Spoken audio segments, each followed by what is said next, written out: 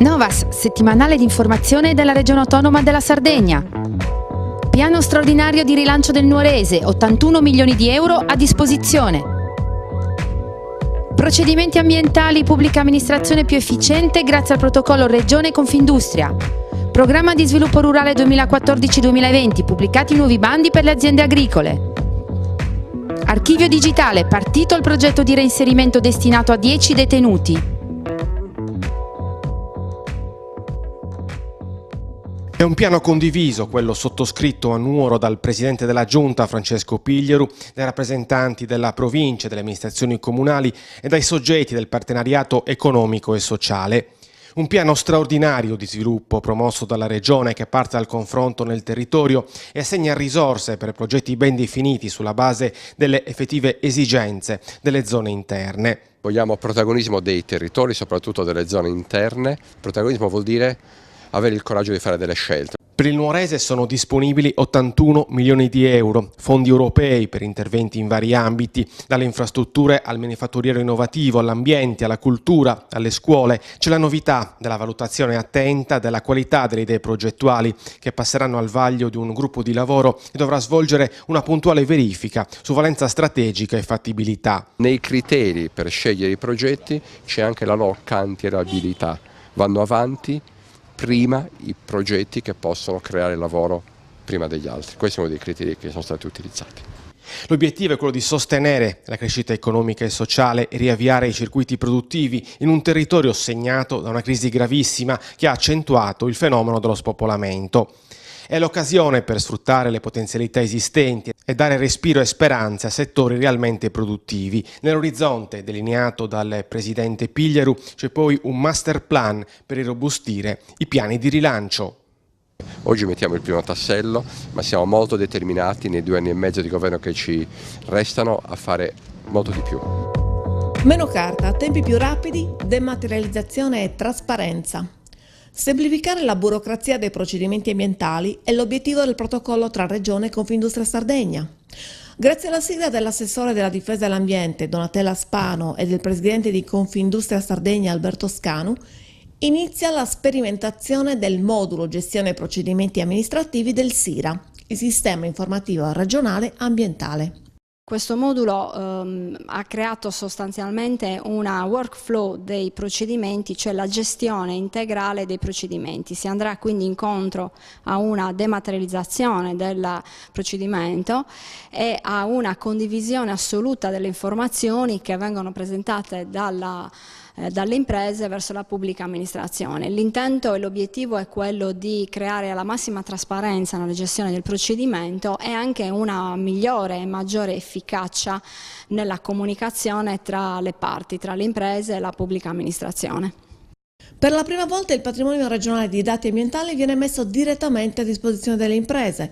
I vantaggi sono molteplici. Un esempio pratico è il noto procedimento di valutazione di impatto ambientale.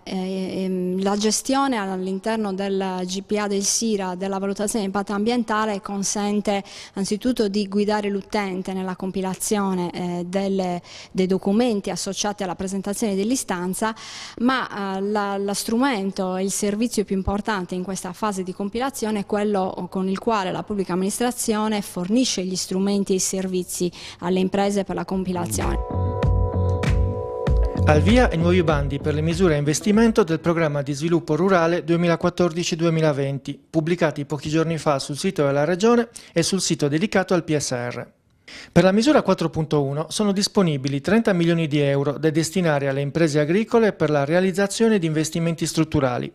Per la 4.2 ci sono 20 milioni per il sostegno agli investimenti nella trasformazione e commercializzazione e nello sviluppo dei prodotti agricoli. Infine, 40 milioni complessivi sono stati stanziati in 2 diverse linee di finanziamento della misura 6.1 a favore dell'avvio di attività imprenditoriali per giovani agricoltori di età compresa tra i 18 e i 41 anni.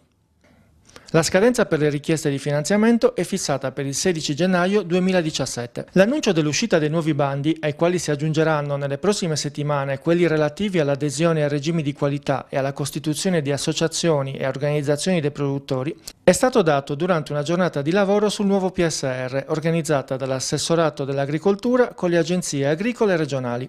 Lo scopo era quello di fare il punto col partenariato sui bandi finora pubblicati. Tra gli elementi emersi nell'incontro, di sicuro va segnalata l'elevata partecipazione delle aziende agricole sarde alle misure già bandite. Sono state infatti migliaia le domande presentate per le 11 azioni di intervento a superficie e ad animale scadute nei giorni scorsi. In particolare si possono citare le circa 15.800 domande presentate per il pagamento compensativo nelle zone soggette a vincoli naturali significativi, le 9.700 per le misure relative al benessere animale nel settore ovino e caprino e le 4.300 per il settore suino. Circa 3.700 le istanze presentate per la misura sulla difesa del suolo. Inoltre la Sardegna è una delle regioni che nel nuovo ciclo riesce a spendere più della media nazionale, 3,5% contro il 2,2%.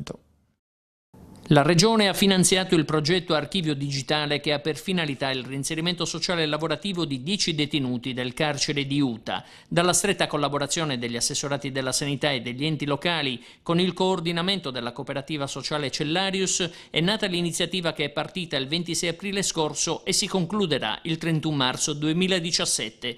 I 10 detenuti, selezionati tra 240, sono impegnati nella digitalizzazione di registri e fascicoli del servizio tutela del paesaggio. Il compito delle direzioni delle politiche sociali è proprio quello di immaginare delle progettualità volte al recupero dei detenuti che tengano conto insomma, di tutti gli aspetti dell'inclusione, ma soprattutto della loro partecipazione, della loro presa di coscienza, no? Un po' dell'errore fatto, ma un po' anche delle possibilità che comunque la comunità continua ad offrire per un'inclusione sociale reale. Ecco le testimonianze di 2 detenuti di cui non mostriamo i volti nel rispetto della privacy. È un'opportunità e è la prima volta che mi trovo a fare questo tipo di lavoro. È un impatto entrare in carcere, ma è un impatto anche uscire alla libertà. Che cosa ha rappresentato per lei l'uscita dal penitenziario per svolgere un'attività lavorativa? Beh, sicuramente un punto di riferimento e poi ho dimostrato sempre quello che magari so fare e penso che alla fine se uno dà il meglio di sé, alla fine si arriva ad avere comunque un lavoro. Si sente più fiducioso ora?